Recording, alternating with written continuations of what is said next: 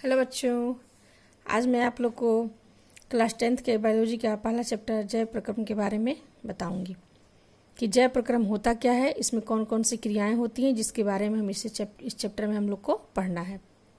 ठीक है बच्चों, तो बच्चों हम पहले समझते हैं कि जैव प्रक्रम होता क्या है। जैव प्रक्रम ये दो शब्दों से मिलकर बना है। कौन कौन से? जैव और प्रक्रम। जैव मतलब जीवन, प्रक्रम मतलब क्रियाएं, यानी कि वे सारी क्रियाएं जो हमारे जीवन में बहुत ज़रूरी हैं, हमारे जीवन को चलाने के लिए बहुत ही अत्यावश्यक हैं। तो वे कौन कौन सी क्रियाएं हैं जिसके बिना हमारा लाइफ नहीं चलेगा, यानी कि सजीवों का अस्तित्व बिल्कुल ही खत्म हो जाएगा। तो इसी के बारे में इस चैप्टर में हम लोग को पढ़ना है। तो कुछ ऐसी क्रियाएं होती हैं बच्चों जो कि जीवन प्रयत्न चलते रहती हैं। जैसे कि आप जानते हैं कि हम सोते रहते हैं तो भी हम सांस लेते रहते हैं, हम दौड़ते रहते हैं, बात करते हैं तो भी हम सांस लेते रहते हैं। कुछ ऐसी क्रियाएं हमारे शरीर के अंदर चलती रहती है। जैसे हम कुछ भी कर रहे हैं तो पाचन क्रियाएं हमारे शरीर के अंदर होती रहती है। तो ये सारी क्रियाएं जो होती है, जीवन प्रयत्न हमेशा चलते रहती है, जिसके बिना सजीवों का अस्तित्व नहीं रहेगा।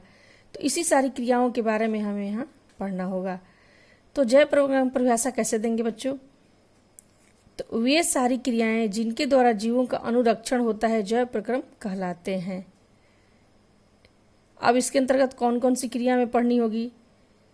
तो बच्चों हमारे शरीर में जैविक क्रियाएं होते रहती हैं, और जैविक क्रियाओं के संचालन के लिए या शरीर की वृद्धि के लिए या टूटे फूटे जो ऊतक होते हैं उनको मरम्मत के लिए हमें किस चीज़ की आवश्यकता होती है? ऊर्जा की। और ऊर्जा हम कहाँ से प्राप्त करते हैं बच्चों? भोजन ग्रहण करके, पोषक तत्वों से प्राप्त करते हैं। तो हम इस क्रिया को क्या कहेंगे? पोषण। यानी कि हमें पहला हमें पॉइंट क्या हुआ? पोषण। और भी क्रियाएं हैं जो अत्यावश्यक है, जैसे सांस लेना जो श्वसन के अंतर्गत हुआ। हमारे शरीर के अंदर खाद्य पदार्थ होते हैं, या रक्त का संचालन होता है, या गैसों का एक स्थान से दूसरे स्थान तक जाना होता है। तो ये सब कैसे होगा? तो इसके लिए एक हमारे शरीर में तंत्र होता है जिसे कहते हैं वहन तंत्र। ये भी बहुत अत्यावश्यक क्रियाएं हैं। अब जैसे कि वहन भी हो गया, तो हमारा जो सजीवों का शरीर है, तो जब बहुत सारी जैविक क्रियाएं होती हैं तो उसके फलस्वरूप बहुत ही अवशिष्ट, कुछ ऐसे अवशिष्ट हानिकारक पदार्थ बनते हैं जो हमारे शरीर के लिए क्या होते हैं? हानिकारक होते हैं। तो उनको बाहर निकालना बहुत ही जरूरी हो जाता है। तो उसके लिए कौन सा तंत्र हमारे शरीर में है? उत्सर्जन तंत्र।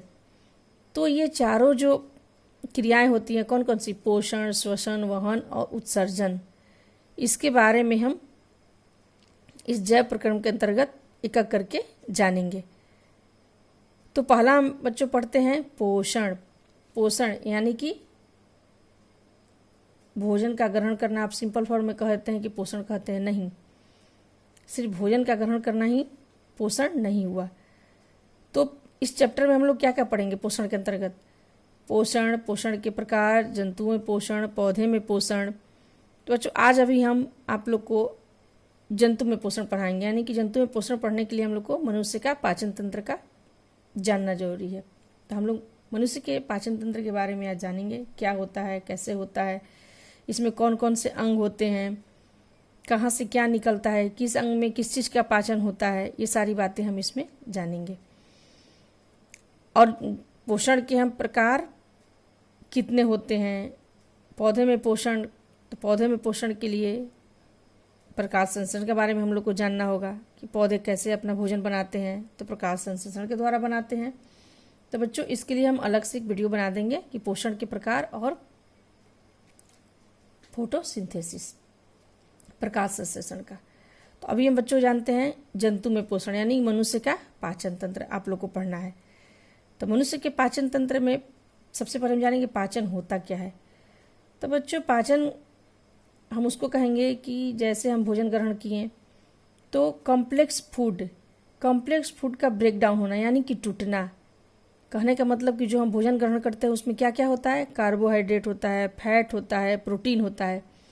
इन तीनों का अपने सिंपलेस्ट फॉर्म में आना, तभी हमारा भोजन का पाचन कहलाएगा। हमारा शरीर, अगर हम जो भोजन ग्रहण करते हैं जैसे कार्बोहाइड्रेट, फैट, प्रोटीन, तो इसको ज्यों कहते हो हम अगर ग्रहण करते हैं तो इसको इस रूप में वो नहीं इस्तेमाल कर सकता है जब तक कि वो सिंपलेस्ट फॉर्म में नहीं आएंगे। यानी कि कार्बोहाइड्रेट का सिंपलेस्ट फॉर्म होता है ग्लूकोज, प्रोटीन का एमिनो एसिड, फैट का फैटी एसिड एंड ग्लिसरॉल। तो जब तक के कार्बोहाइड्रेट पच करके ग्लूकोज नहीं बन जाता है, प्रोटीन एमिनो एसिड में नहीं आता है, fat fatty acid and glycerol के रूप में नहीं आता है, तब तक हमारा शरीर हमारे भोजन को एब्जॉर्ब नहीं करेगा, इस्तेमाल नहीं कर पाएगा। तो इन सब का पाचन होना ही हमारा ज़रूरी है।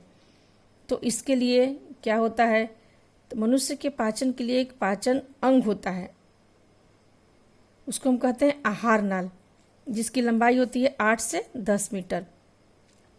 और हम जानेंगे बच्चों कि इस पाचन तंत्र में कौन कौन से अंग काम करते हैं। ऐसे तो हम बोल दें कि हम खाना खा लिए, पेट में जाकर पच गया, नहीं, ऐसा नहीं होता है बच्चों। हमारा पाचन तंत्र का जो भाग होता है वो मुख से ही शुरू हो जाता है, हमारा भोजन का पचना मुख में ही चालू हो जाता है। तो इसके कौन कौन से अंग होंगे, तो मुख, आमाशय, छोटी आंत तथा बड़ी आंत। इसके साथ साथ कुछ ग्रंथियाँ भी होती हैं जिससे कि कुछ एंजाइम्स निकलते हैं जो हमारे कार्बोहाइड्रेट, फैट और प्रोटीन को पचाते हैं। तो वो ग्रंथि है, यकृत है, पित्ताशय है, अग्नाशय है। अब बच्चों हमारा जो भोजन है 5 चरणों में पूरा होता है पचना। जो मनुष्य का पाचन का तो भोजन का पाचन होता है वो 5 चरणों में पूरा होता है। अब वो कौन कौन से हुए बच्चों, तो पहला अंत ग्रहण, दूसरा पाचन, तीसरा अवशोषण, चौथा स्वांगीकरण, पांचवा बहिष्करण। यानी कि जब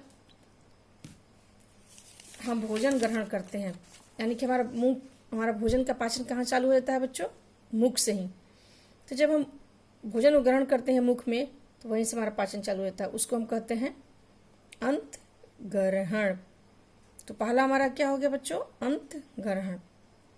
अब जो वहाँ से भोजन नीचे आया फूड पाइप से होते हुए कहाँ आ गया, आमाशय में।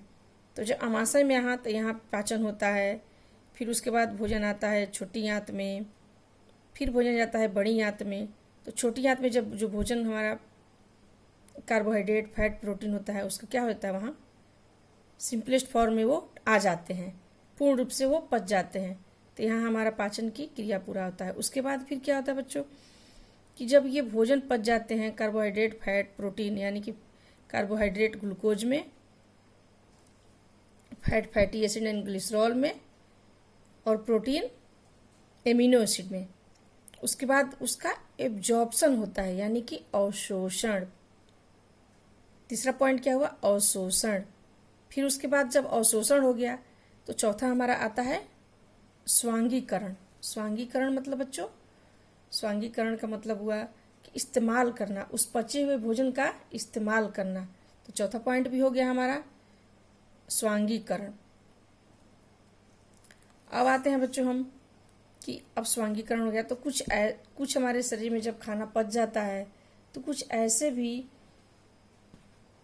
खाना जो कि अनपचे खाना होते हैं, अनपचे भोजन जिसे कह सकते हैं आप, तो उसको शरीर से निकलना होता है। तो उस निकलने की क्रिया को क्या कहते हैं, बहिष्करण।